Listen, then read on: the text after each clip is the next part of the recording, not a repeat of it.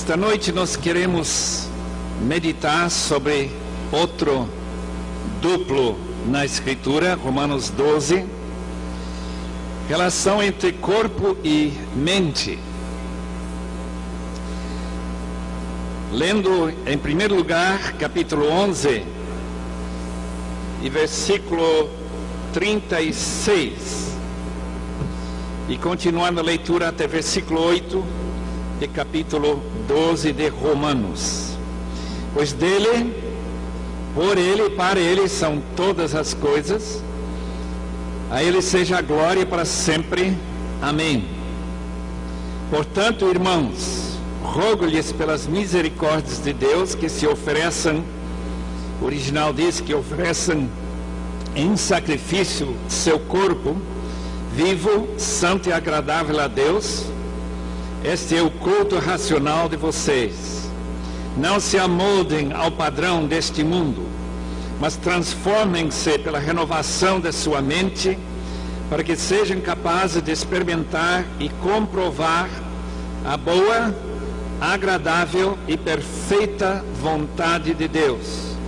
Por isso, pela graça que me foi dada, digo a todos vocês: ninguém tenha de si mesmo um conceito mais elevado do que deve ter, mas ao contrário, tenham um conceito equilibrado, de acordo com a medida da fé que Deus lhe concedeu. Assim como cada um de nós tem um corpo com muitos membros, e esses membros não exercem toda a mesma função, assim também em Cristo nós, que somos muitos, formamos um corpo, e cada membro está ligado a todos os outros. Temos diferentes dons, original carismas, de acordo com a graça que nos foi dada. Se alguém tem o dom de profetizar, use-o na proporção da sua fé. Se o seu dom é servir, sirva. Se ensinar, ensine. Se dar ânimo, que assim faça. Se contribuir, que contribua generosamente. Se exercer liderança, que a exerça com zelo. Se mostrar misericórdia, que o faça com alegria. Convido os irmãos a orarem mais uma vez. Dê uma olhada lá no seu íntimo e veja se você está satisfeito consigo mesmo.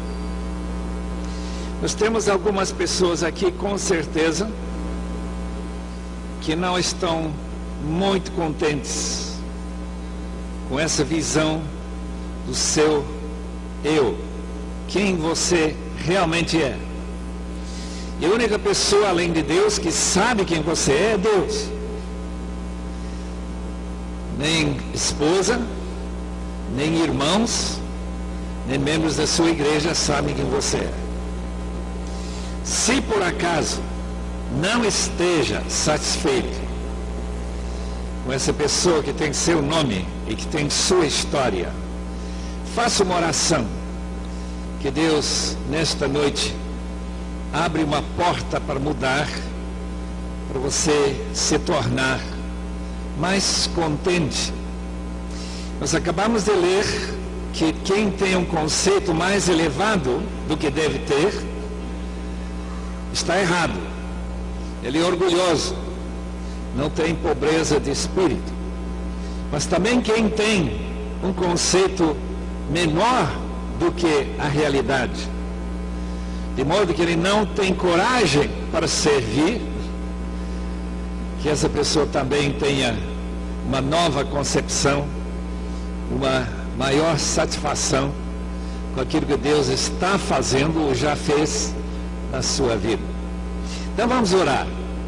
Uma hora em silêncio. Primeiramente vou então encerrar esse pequeno período com uma oração por todos nós.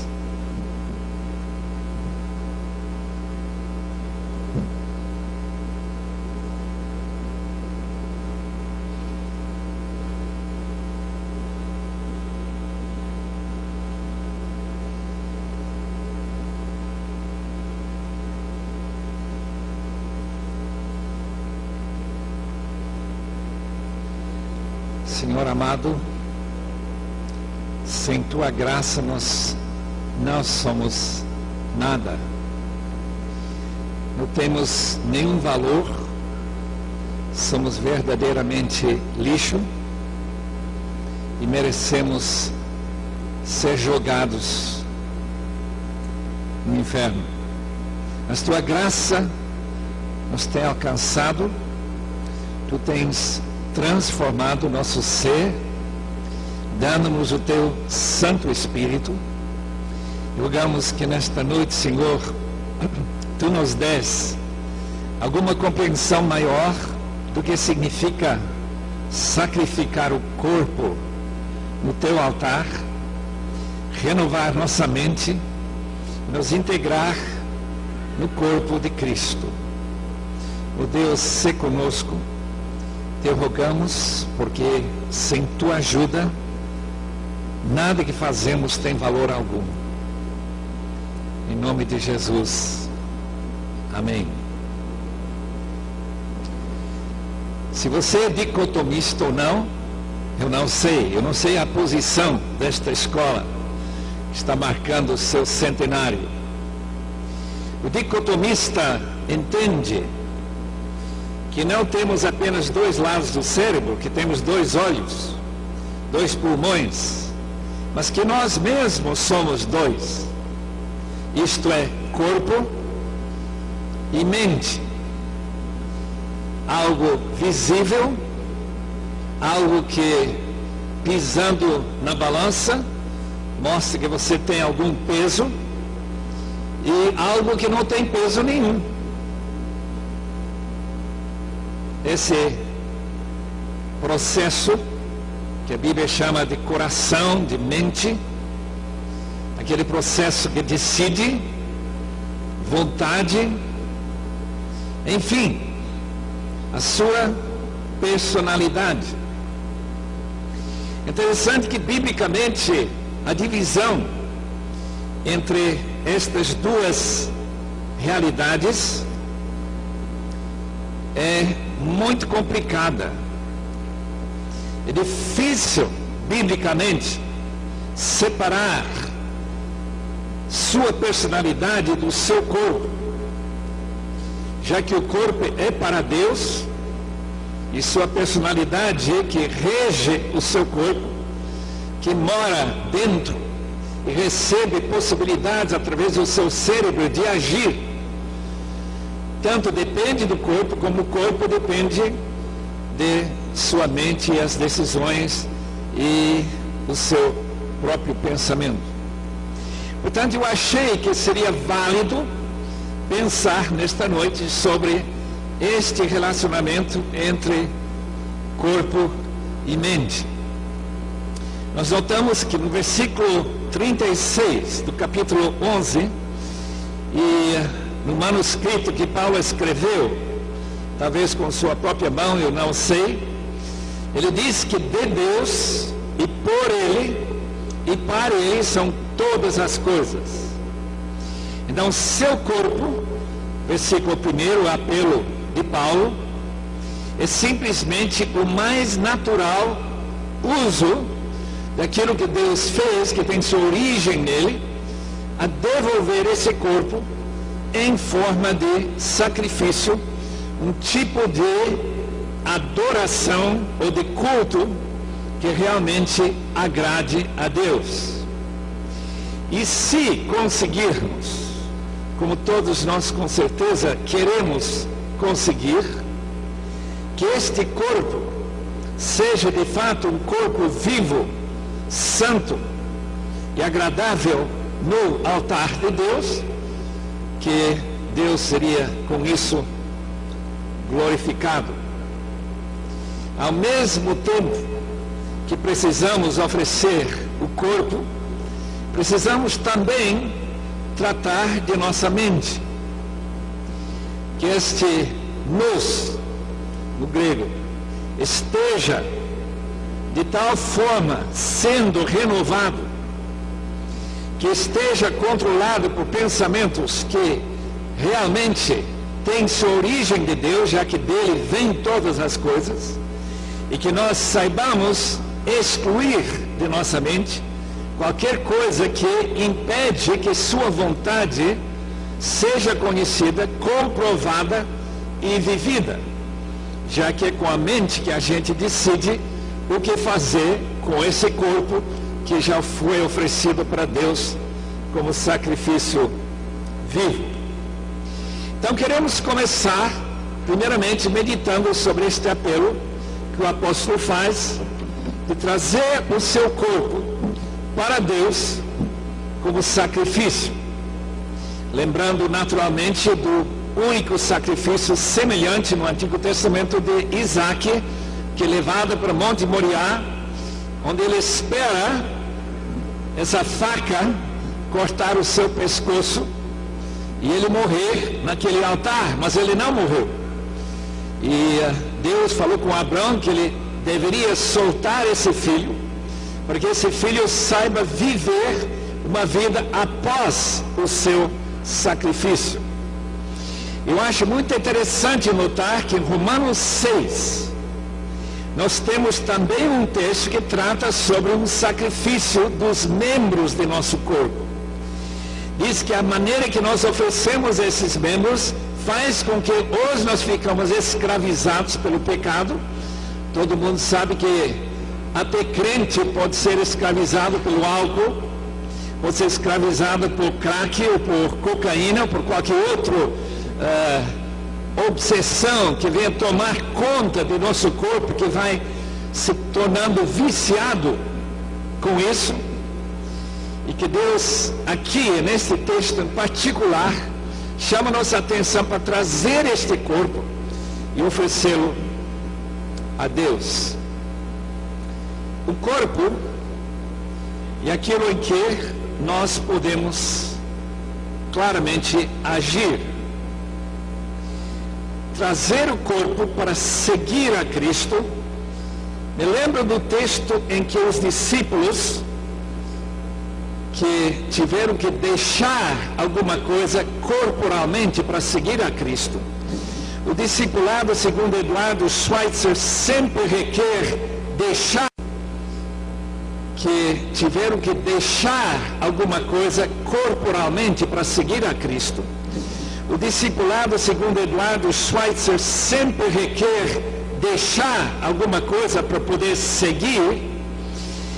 Geograficamente, todo mundo sabe que para chegar a Recife eu tenho que deixar a minha casa em São Paulo. Esta ideia é a primeira ideia que está envolvida com esse conceito de um corpo vivo, porque nós não queremos trasladar um corpo morto, e seria muito trabalhoso. Mas uma vez que este corpo tem duas pernas e que tem capacidade de se deslocar geograficamente, então nós podemos cumprir aquela missão do discipulado que os discípulos fazem referência em capítulo 10 de Marcos. Se trouxerem suas Bíblias, eu queria apenas mencionar versículo 28 até 31. Então Pedro começou a dizer-lhe: nós deixamos tudo para seguir-te. Respondeu Jesus: digo-lhes a verdade, ninguém que tenha deixado casa, irmãos, irmãs, mãe, pai, filhos, ou campos por causa de mim e do Evangelho, deixará de receber 100 vezes mais já no tempo presente, casas, irmãos, irmãs, mães, filhos e campos, e com eles perseguição, e na era futura a vida eterna. Contudo, muitos primeiros serão últimos, e os últimos serão primeiros. Fica para mim bastante claro que tanto Pedro como Jesus estão pensando especificamente no sacrifício do corpo. Se você vai ser missionário em Guiné-Bissau, ou possivelmente em Angola, você não pode ser missionário com telefone apenas e correio eletrônico. Seu ministério vai requerer que seu corpo seja trasladado para o outro lado do Atlântico. Que você deixe seus pais, irmãos e esse alimento tão gostoso, feijão com arroz e bifes, e comer algo que você não goste tanto. Porque este corpo foi oferecido para Deus como corpo vivo. Conceito de corpo vivo: aquele que toma sua cruz e corporalmente segue a Jesus, não apenas na mente, mas com o corpo. Tem muitas pessoas, com certeza, que acham que estão seguindo a Jesus com a mente. Mas o texto não está pedindo que a gente ofereça a mente nesse texto como sacrifício. Está pedindo que a gente ofereça seu corpo. Quando meu pai e mãe, lá para as idas de 1921, decidiram ir para as montanhas da Bolívia para evangelizar os índios Quechua, eles não podiam satisfazer a Deus, nem a este texto de Romanos 12, simplesmente pensando naqueles índios, e a tremenda falta de crentes no meio deles, havendo apenas um número de crentes entre eles que não dava mais do que os dedos de duas mãos. Portanto, eles se deslocaram com algum sacrifício. Moraram em uma cidadezinha que eu vi em 1985 pela primeira vez. Nunca tinha visitado aquela cidade chamada São Pedro de Buena Vista, onde não havia farmácia, não havia médicos, não havia nem estrada para chegar lá. Mas isso é de menos importância. O que o texto está chamando a nossa atenção é que servir a Deus é que é um corpo vivo. É claro que alguns servem a Deus oferecendo seu corpo como mártir.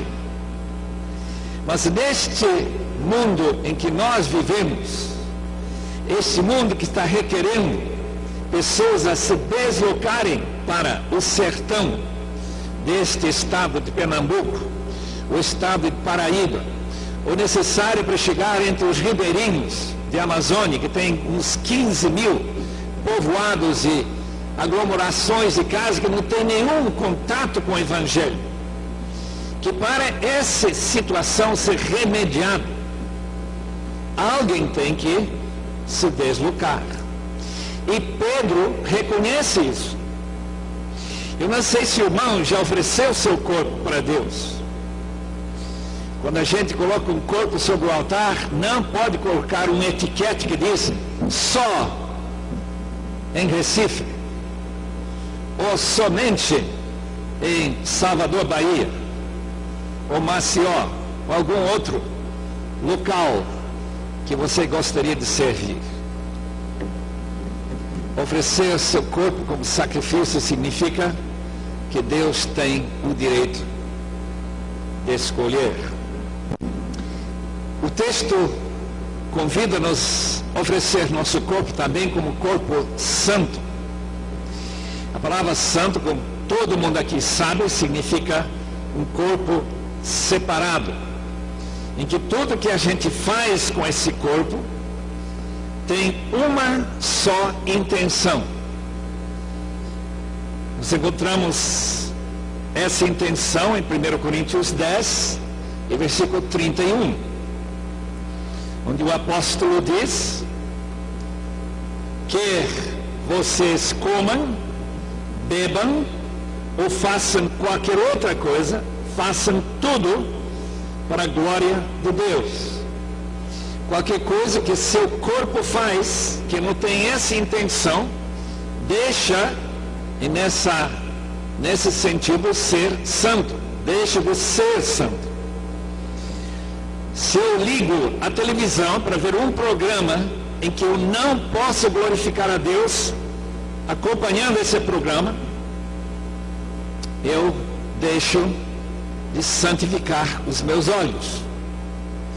O corpo, portanto, não é somente um corpo que precisa se oferecer para se deslocar, para servir a Deus onde Ele quer, mas um corpo que tem sempre, mesmo comendo, bebendo, fazer qualquer outra coisa, sempre tem a mesma intenção, sempre exaltar e glorificar a Deus unicamente. Por quê? Porque para Ele são todas as coisas. Essa é a única razão que existe alguma coisa.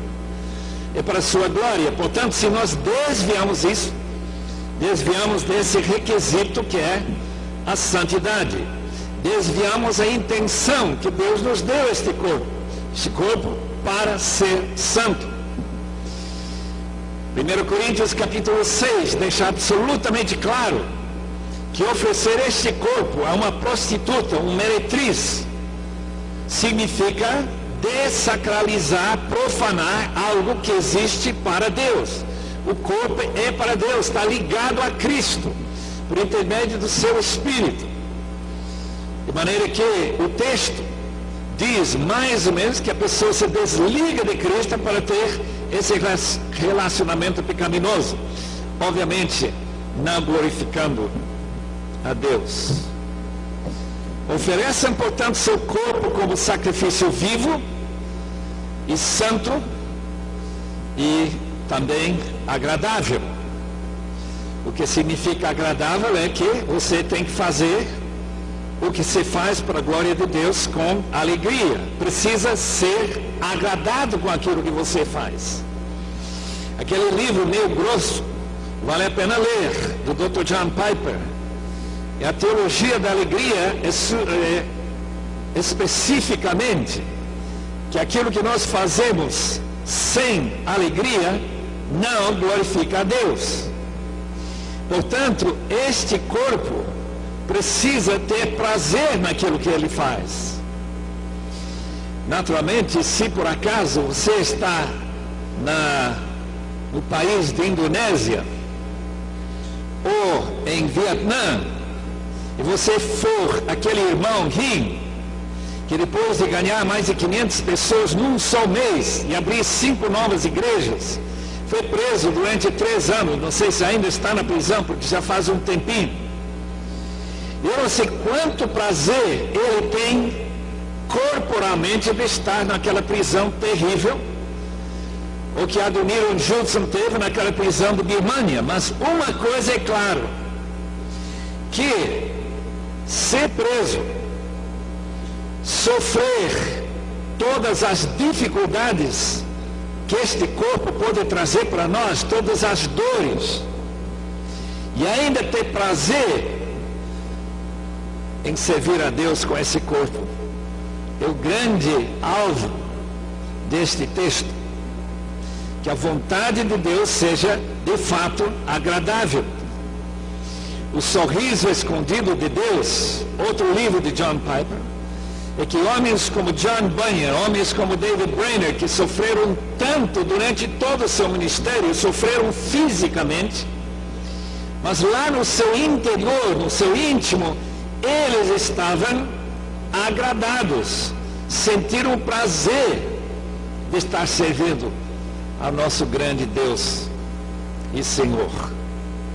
O síndrome do irmão mais velho, em Lucas 15, aquele irmão que ficou totalmente chateado ao ver seu irmão que tinha gasto o dinheiro que ele recebeu da herança com prostitutas e jogando esse dinheiro fora.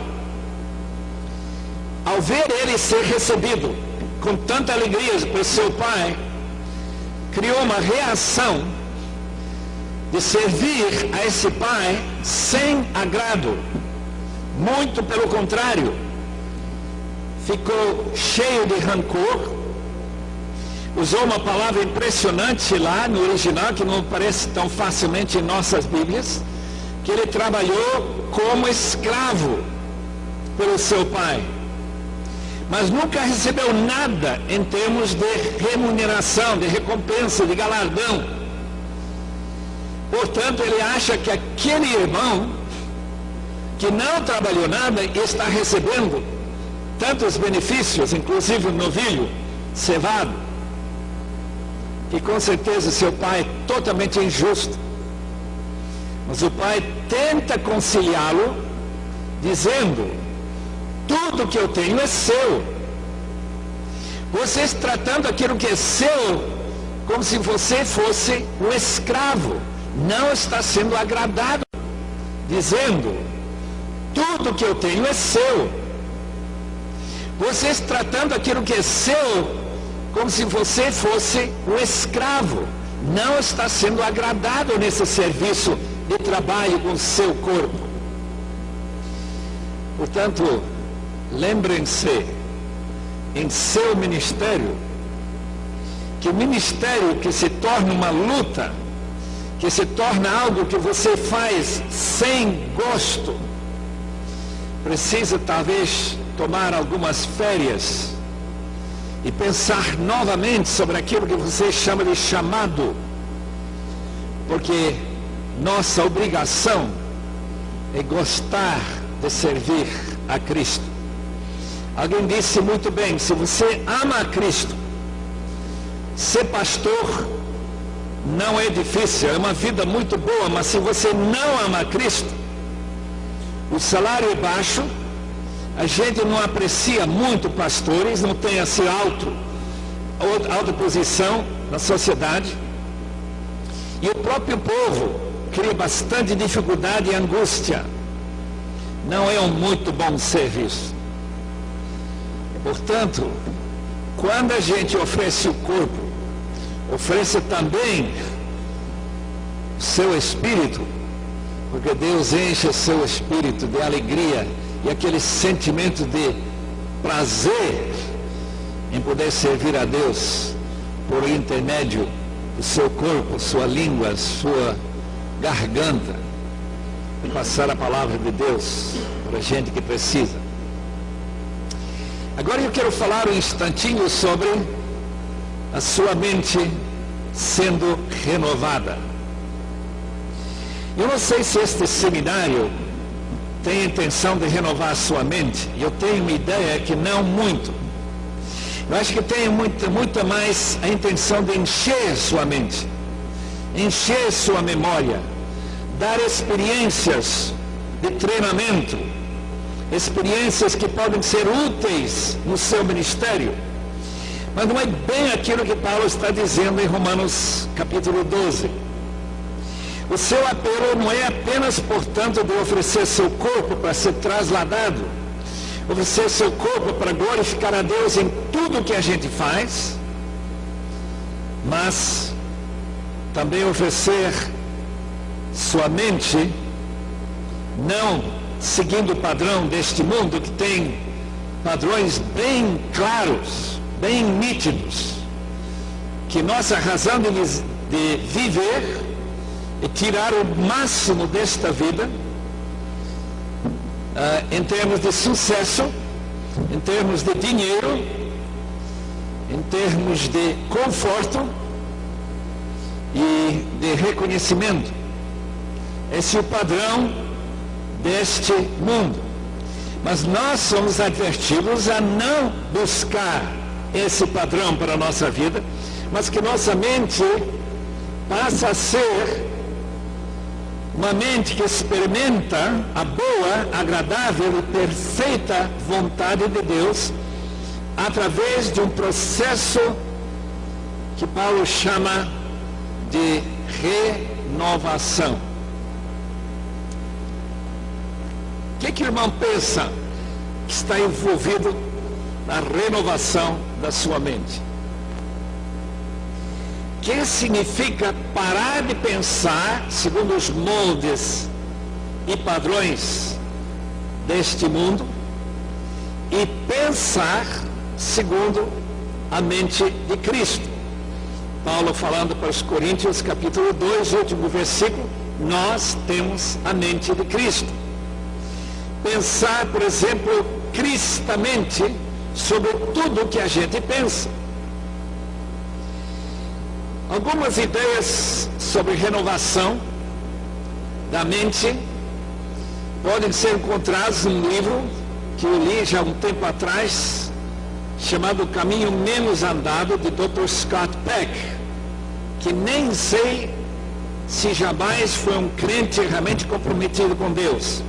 Mas de vez em quando a gente encontra um autor que tem algumas ideias bem bíblicas, na minha opinião, e naturalmente porque ele também foi criado na imagem de Deus e passa essas ideias os seus leitores. Segundo o Dr. Peck,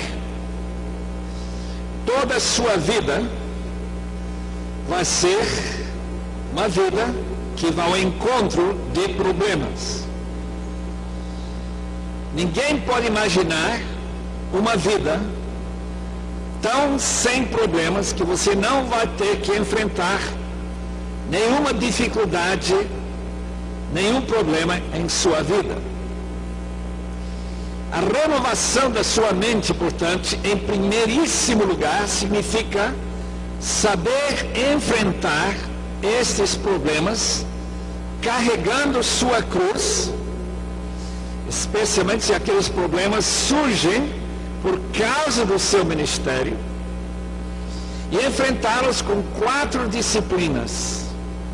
Lembre-se que o que Deus quer mais de nós, que sejam filhos maduros, que produzem fruto de justiça, porque eles vivem na perfeição de um filho bem disciplinado. Estas ferramentas para encontrar qualquer problema, e pesquisas mostram que pastores parecem um pouco mais, um número de problemas maior do que pessoas comuns na vida. Então a gente vai ter que ter estas disciplinas. A primeira é aquilo que a gente quer aprender bem cedinho na vida. Isto é, aguardar, esperar o galardão, a recompensa. Trabalhar primeiro e receber a fama depois. Namorar, se essa palavra for correta, sem relações sexuais antes do casamento. Esperar, antecipar o prazer futuro com aquela disciplina de aguardar.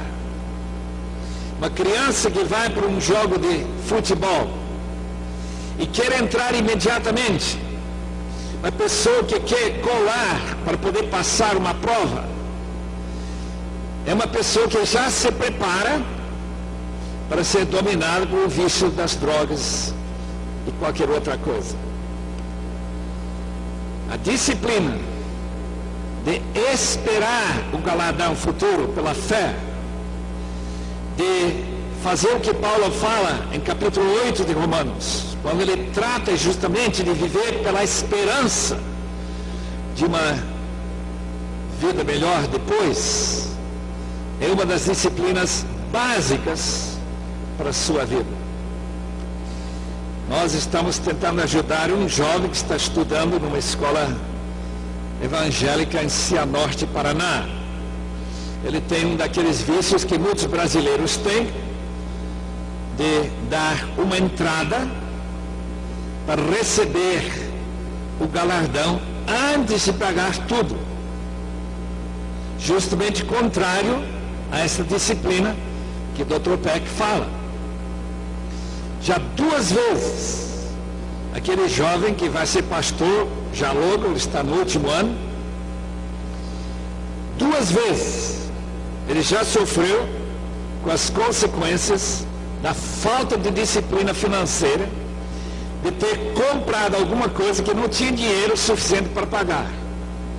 Eu lembro uma vez, nesse Brasil, quando havia uma inflação de 30% a 40% por mês, aí tinha um argumento muito forte de pagar alguma coisa e pagar o resto antes, mas hoje não. Quando a inflação está quase zerado,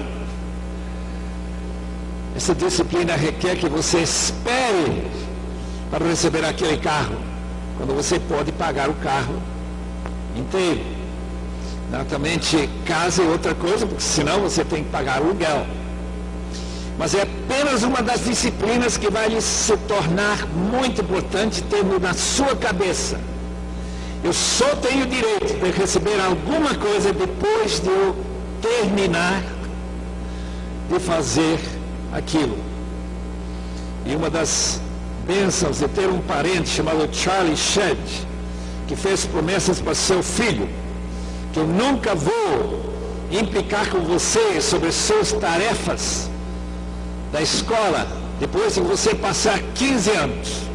Quando você tem 15 anos, 16, 18, eu nunca mais vou tentar forçar você a fazer alguma coisa. Por quê? Porque eu teria que ter ensinado isso antes. A criança aprende esta disciplina cedo na vida. Renova-se sua mente se o irmão não aprendeu essa disciplina, porque é muito útil no ministério. A segunda disciplina é tomar responsabilidade.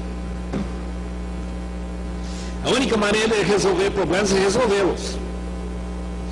E pensar que a Juerp vai sanar seus problemas, suas dificuldades financeiras, simplesmente protelando a decisão que tem que ser tomada, só agrava o problema.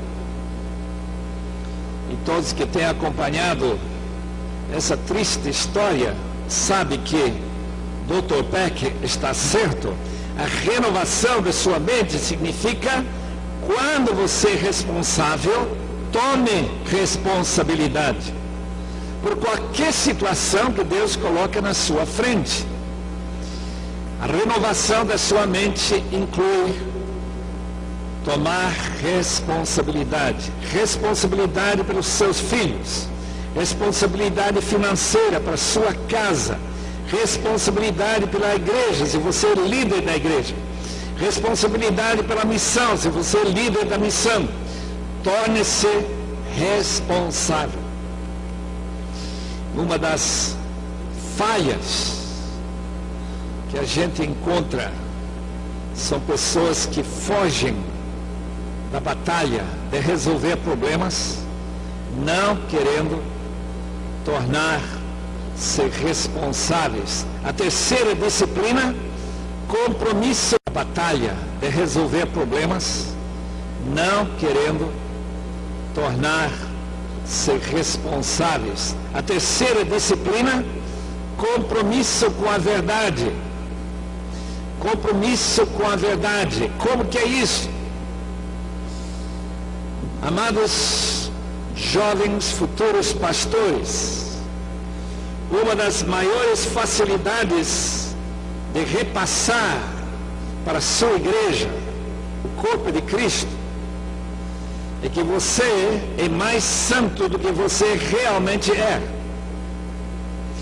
Que nós temos progredido mais para frente nessa corrida cristã para a santidade, e deixar as pessoas nos elogiar para alguma santidade que nós não temos é uma falta de compromisso com a verdade. Conhecereis a verdade e isso vos libertará. João 8:32. Essa libertação é de ter que se esconder através da hipocrisia, colocar uma máscara na sua cara. Graças a Deus por aqueles irmãos que já aprenderam a serem honestos. Não somente no imposto de renda, não somente naqueles compromissos que eles aceitam, mas honesto na sua própria compreensão de quão santo você ou eu realmente somos. O pedido socrático do salmista em Salmo 139, tão conhecido o texto: sonde, meu Deus, conhece o meu coração, porque o coração é enganoso acima de todas as coisas, segundo Jeremias 17. Portanto, tomem este conselho, que a renovação da mente requer um compromisso sério com a verdade. A quarta ferramenta da disciplina cristã é equilíbrio. Nós temos, nessas 2 noites anteriores, querido enfatizar que desequilíbrio, buscar somente poder e não querer conhecer a vontade de Deus para a sua vida, leva a um desastre na vida espiritual. Buscar apenas graça e esquecer que Deus também é lei, Deus de lei e soberano, também produz a desgraça ou falta de graça real de Deus. Também equilíbrio em nosso conceito sobre nós mesmos. O versículo 3, por isso, pela graça que me foi dada, digo a todos vocês, ninguém tenha de si mesmo um conceito mais elevado do que deve ter, mas ao contrário, tenha um conceito equilibrado, de acordo com a medida da fé que Deus lhe concedeu. Essa medida de fé, o equilíbrio de não ir além e testar a Deus, como os israelitas fizeram no deserto. Por outro lado, não ficará aquém também, mas ser equilibrado. O extremismo de certos indivíduos que a gente lembra como aqueles que se suicidam para matar outras pessoas, mostra até que ponto a própria religião pode levar a um desequilíbrio mental de certas pessoas. Com estas 4 ferramentas, com a renovação da mente, a gente pode de fato experimentar qual é a boa, qual é a agradável e qual é a perfeita vontade de Deus para a sua vida. Para você poder chegar no fim, seja com 29 anos, com David Brainerd, ou chegar a 99 anos, como alguns santos do passado. Você chegar no fim e dizer, eu não teria vivido a minha vida de outra maneira do que eu vivi por nada neste mundo. Se Deus me desse o privilégio de reviver essa vida, eu não teria escolhido diferentemente do que eu escolhi.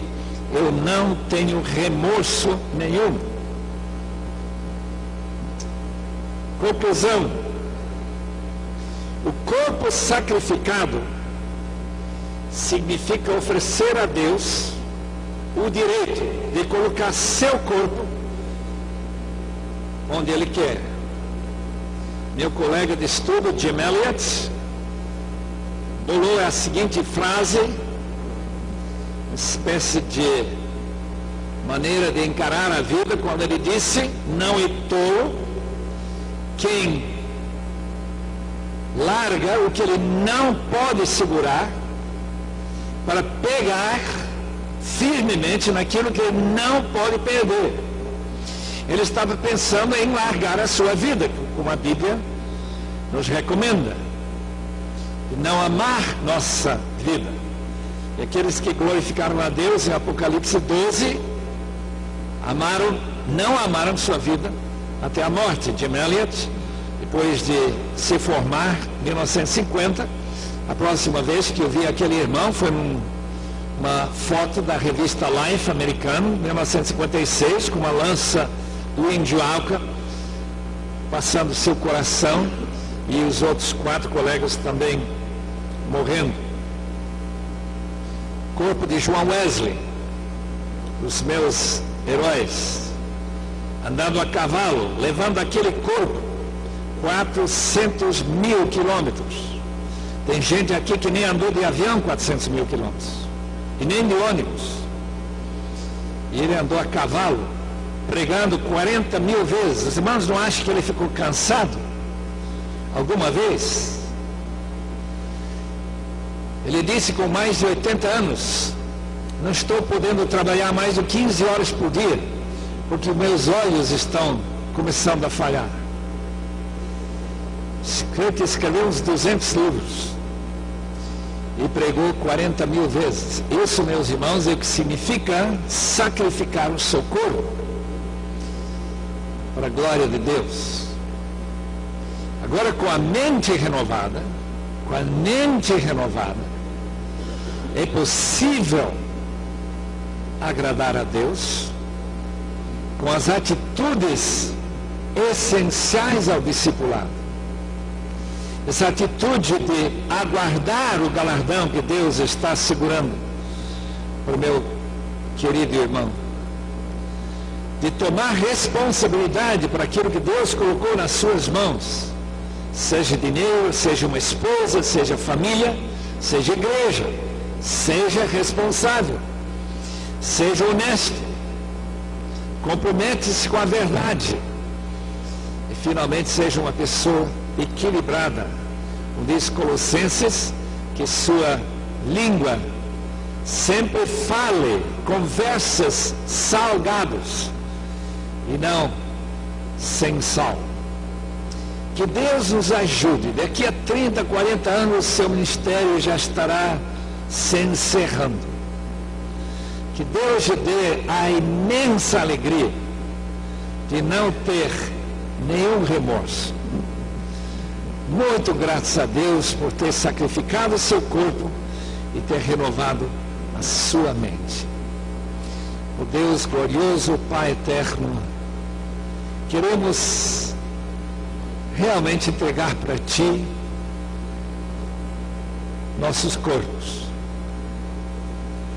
Só temos um corpo para Te oferecer, uma vida, corpo santo, corpo que se sacrifica para Te agradar e ficar agradado.